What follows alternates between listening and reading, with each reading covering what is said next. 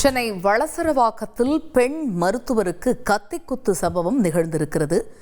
பெண் மருத்துவர் வீட்டில் தனியாக இருந்த நிலையில் கொள்ளை முயற்சியில் ஈடுபட்ட நபர் கத்தியால் குத்தி தாக்குதல் நிகழ்வில் ஈடுபட்டிருக்கிறார். ஆன்லைனில் ஆர்டர் செய்த மருந்தை விற்பனை செய்வது போல நாடகமாடி பெண் மருத்துவரிடம் கொள்ளை முயற்சியில் ஈடுபட்டிருக்கிறார். இது பற்றிய விவரங்களை எமது செய்தியாளர் சுரேந்தர் விவரிக்க கேட்போம். சுரேந்தர், வணக்கம். இந்த சம்பவத்தின் முழு பின்னணி என்ன? வணக்கம். சென்னை வளசரவாக்கத்தில் வீட்டில் தனியாக இருந்த ஓய்வு பெற்ற பெண் மருத்துவருக்கு தான் அரங்கேறி இருக்கிறது இந்த கத்திக்குத்து சம்பவமானது. ஆன்லைனில் ஆர்டர் வந்திருப்பதாக கூறி வீட்டிற்கு வந்த மர்ம நபர் ஒருவர் ஒளித்து வைத்திருந்த பையில் இருந்த கத்தியை எடுத்து பெண் மருத்துவரை சரமாராக விட்டுவிட்டு அங்கிருந்து தப்பி சென்றிருக்கிறார். சென்னை வளசரவாக்கம் பிருந்தாவனம் நகர் பகுதியை சேர்ந்தவர் மணி.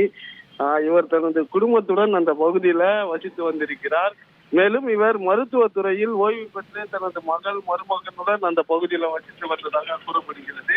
இந்த நிலையில பெண்மணி வீட்டில் தனியாக இருந்த வேளையில் வீட்டிற்குள் புகுந்த மர்ம நபர் ஆன்லைனில் ஆர்டர் வந்திருப்பதாகவும் அதனை கொடுக்க வந்ததாக கூறியிருக்கிறார்.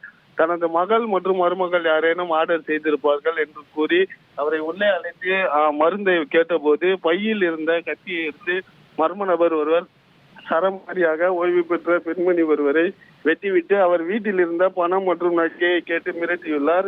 இதனை அடுத்து வீட்டில் வேலை செய்யக்கூடிய நபர் உடனடியாக பதற்றத்தில் அக்கம் பக்கத்தில் இருந்தவர்கள் உதவியை கேட்டிருக்கிறார். உடனடியாக அவர் பதற்றத்தில் அங்கிருந்து தப்பி செல்லவே இது குறித்து உடனடியாக வளசரவாக்கம் காவல் நிலையத்திற்கு தகவல் கொடுக்கப்பட்டிருக்கிறது.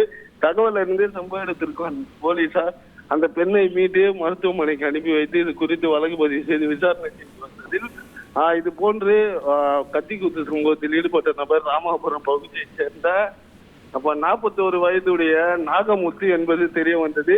இதனை அடுத்து அவரை கைது செய்து காவல் நிலையத்தில் வைத்து தொடர்ந்து விசாரணை செய்து வருகின்றனர்.